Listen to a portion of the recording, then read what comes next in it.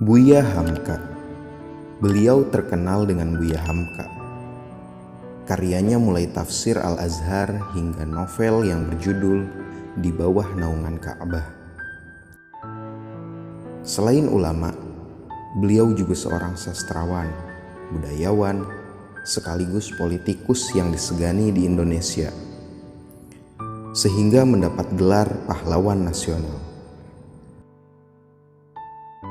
Profesor Dr. Haji Abdul Malik Karim Amrullah, pemilik nama pena Hamka, lahir di Nagari Sungai Batang, Tanjung Raya, Kabupaten Agam, Sumatera Barat pada tanggal 17 Februari tahun 1908. Beliau meninggal di Jakarta pada tanggal 24 Juli tahun 1981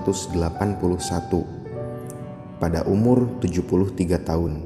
Buya Hamka selain seorang ulama dan sastrawan Indonesia, juga rajin mengisi ceramah melalui RRI kala itu. Ia melewatkan waktunya sebagai wartawan, penulis, dan pengajar. Ia terjun dalam politik melalui masyumi sampai partai tersebut dibubarkan, menjabat Ketua Majelis Ulama Indonesia pertama, dan aktif dalam Muhammadiyah sampai akhir hayatnya. Berikut ini adalah kata-kata mutiara dari beliau.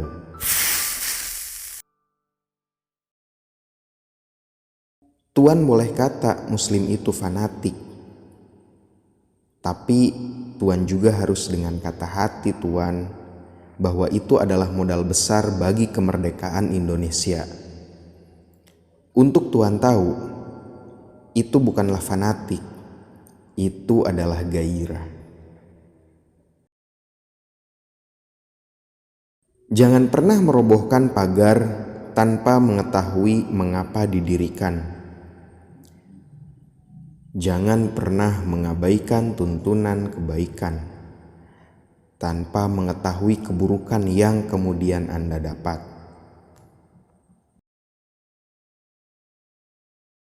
Ikhlas dan sejati akan bertemu di dalam senyuman anak kecil.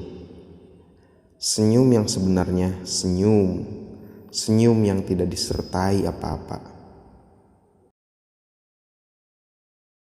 Supaya engkau mendapat sahabat, hendaklah diri engkau sendiri sanggup menyempurnakan menjadi sahabat orang.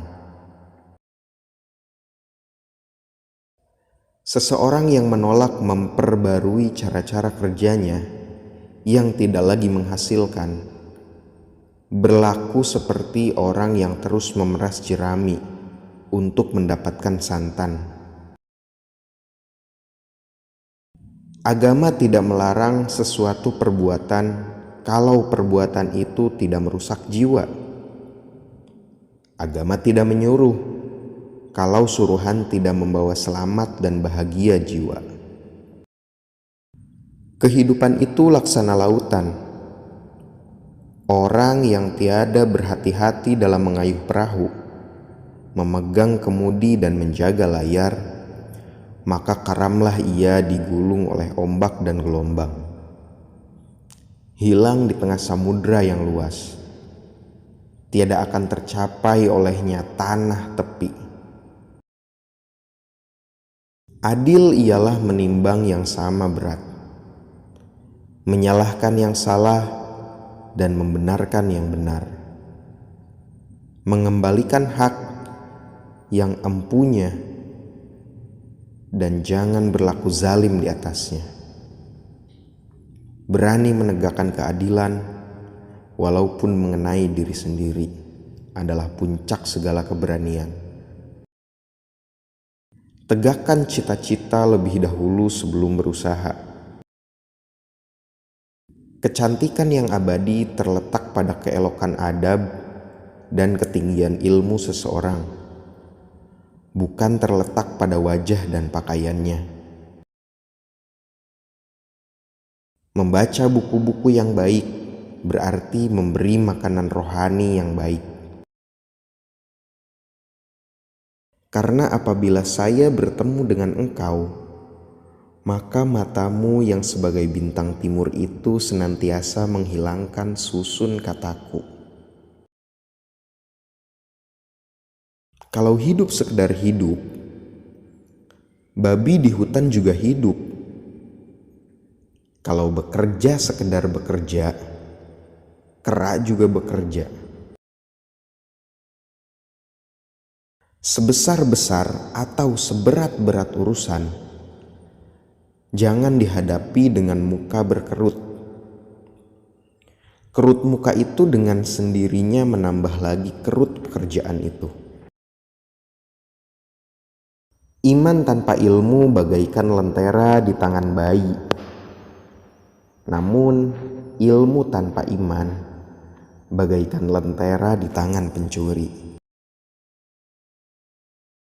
Tahan menderita kepahitan hidup, sehingga penderitaan menjadi kekayaan adalah bahagia. Kalau nyata harta benda tak dapat menangkis sakit, tidak dapat menolak demam, tidak dapat menghindarkan maut, nyatalah bahwa kesusahan yang menimpa orang kaya serupa dengan kesusahan yang menimpa orang miskin. Jelas sekali bahwasanya rumah tangga yang aman, damai, ialah gabungan di antara tegapnya laki-laki dan halusnya perempuan. Al-Quran yang dibaca baik-baik adalah tanda jiwa yang kenyang akan makanan bergizi. Saya merasa ingat kepadanya adalah kemestian hidup saya. Rindu kepadanya membukakan pintu angan-angan saya menghadapi zaman yang akan datang. Terima kasih sudah menyimak. Jangan lupa subscribe, like dan komen video ini.